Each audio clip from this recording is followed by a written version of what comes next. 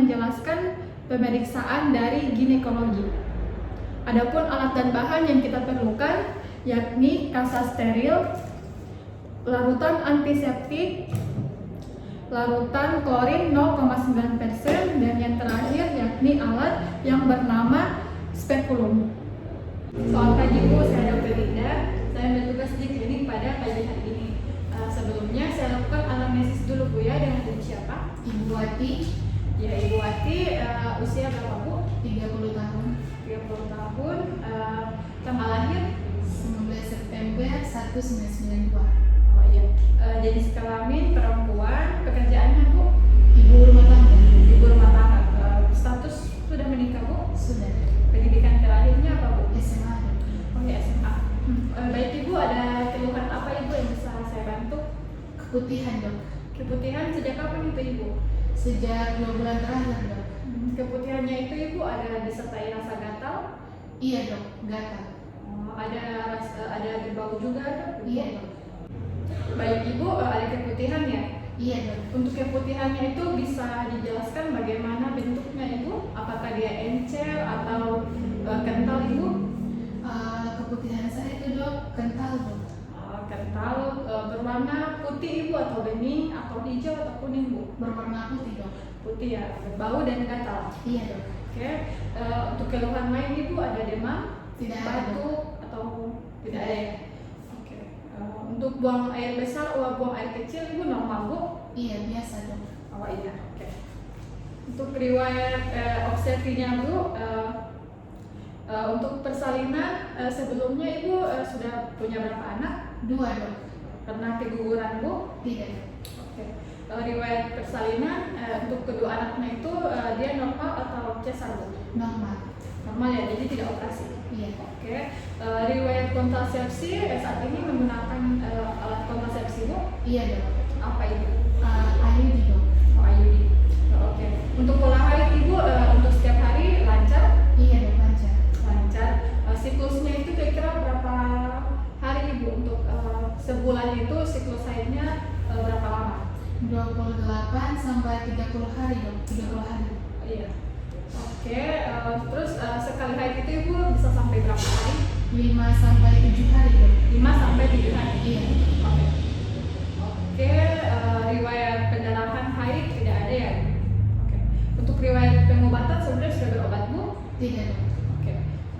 Sebelumnya pernah merasakan penyakit yang sama Bu? Tidak dok. Jadi baru kali ini ya? Iya dok. Oke. Setelah kita melakukan anamnesis, maka kita akan melakukan pemeriksaan fisik dan pemeriksaan ginekologi ya Bu? Iya dok. Oke, mari kita ke ruangan sebelah untuk melakukan pemeriksaan. Iya dok. Ya. Baik, selanjutnya kita akan melakukan pemeriksaan fisik dan pemeriksaan ginekologi. Untuk pemeriksaan fisik, pertama kita mengecek tanda-tanda vital dari pasien. Untuk tekanan darah dia normal, suhu, nadi dan pernapasan juga normal. Kemudian keadaan pasien dia sehat, tidak sakit. Kemudian kita beralih ke pemeriksaan ginekologi. Untuk pemeriksaan ginekologi dia ada inspeksi dan palpasi, inspekulo dan bimanual. Pertama-tama untuk inspeksi dan palpasi, sebelum kita melakukan pemeriksaan, di sini saya sudah melakukan sanitasi tangan dan menggunakan handscoon. Pertama, kita akan melakukan inspeksi dan palpasi. Pertama-tama pasien kita posisikan dan kita menutup bagian perutnya dengan selimut. Kemudian untuk bagian organ genitalnya kita buka.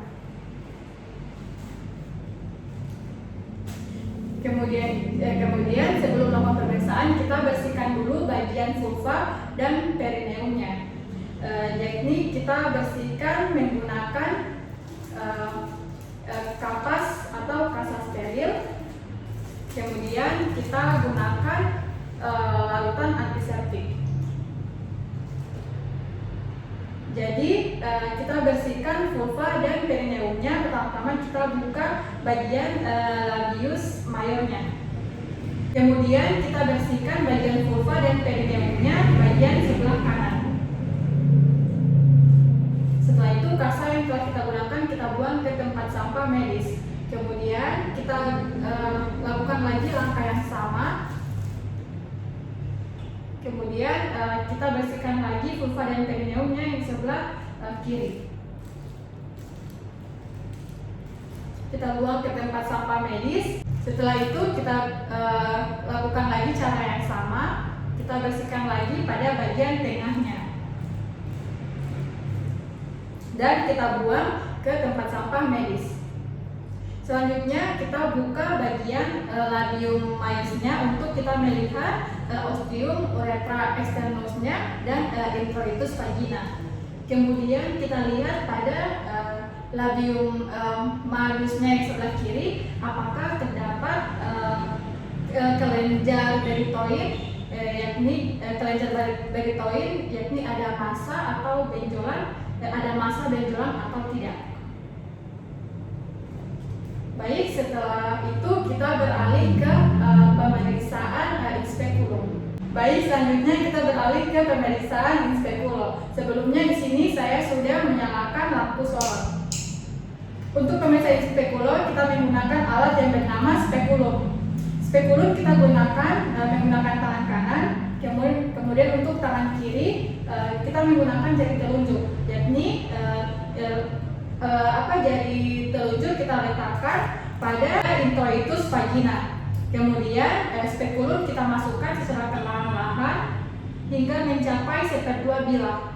Setelah mencapai 1/2 bilah, maka kita masukkan lagi spekulum hingga ke lumen vagina. Setelah masuk ke dalam lumen vagina, maka kita putar hingga membentuk 90 derajat. Setelah itu, maka kita buka kunci hingga muncul porsio. Setelah itu, kita tutup lagi kunci dan kita amati pada bagian dinding vagina, porsio, dan fornixnya apakah ada sekret lumen atau tidak. Setelah itu, kita buka kunci, kemudian kita tarik secara perlahan-lahan. Dan pemeriksaan dari inspekulum selesai. Kemudian pemeriksaan terakhir yakni bimanual. Untuk bimanual kita menggunakan ibu jari dan jari telunjuk. Pertama-tama untuk ibu jari dan jari telunjuk kita menggunakan sebelah kiri, yakni untuk membuka introitus vagina. Kemudian untuk sebelah kanan jari telunjuk dan jari tengah kita masukkan ke dalam vagina secara perlahan-lahan. Setelah jari masuk, maka jari yang sebelah kiri ini kita pindahkan ke suprasimfisis untuk kita menentukan tinggi fundus. Setelah itu jari sebelah kanan yang sudah masuk ini kita gunakan untuk meraba apakah pada vagina ini terdapat pembengkakan atau tidak. Setelah itu kita masukkan lagi jari lebih dalam hingga teraba uterus. Kemudian kita untuk uterus ini kita meraba bagaimana konsistensi arahan dan besar dari uterus. Setelah itu kita masukkan lagi lebih dalam hingga menembus cervix.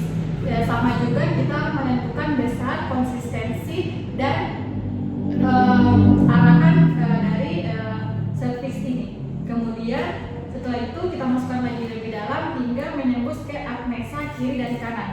Untuk aknesa kiri dan kanan kita meraba apakah terdapat lumen atau sekret. Setelah itu, setelah kita meraba semuanya, maka jari yang di dalam kita keluarkan secara perlahan-lahan. Baik, setelah itu bagian area dari vulva dan perineum ini kita bersihkan dari sekret, yakni menggunakan kasa steril dan cairan antiseptik.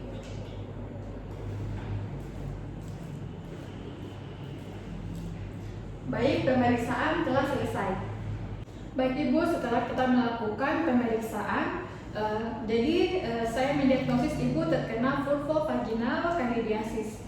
Jadi vulvovaginal candidiasis ini Ibu merupakan infeksi jamur yang berada di dalam genital atau vaginanya Ibu.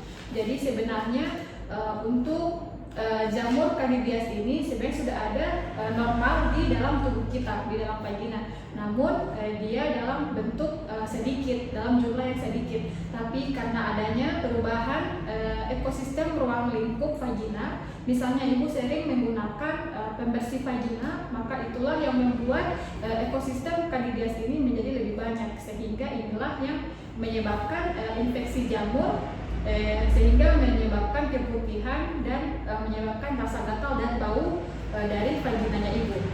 Maka itu kita perlu melakukan pemeriksaan lebih lanjut. Jadi sekret atau keputihannya ibu nanti saya akan antarkan ke lab. Jadi itu ke lab patologi klinik untuk diperiksa secara mikroskopik untuk melihat di dalam itu apakah ada jamur atau tidak. Oh iya, nanti saya akan kasih keputihannya ke lab patologi klinik untuk pemeriksaan lebih lanjut. Terima kasih Bu. Ya, sama-sama dok. Baik, itulah langkah-langkah dari pemeriksaan ginekologi. Lebih dan kurangnya mohon dimaafkan. Assalamualaikum warahmatullahi wabarakatuh.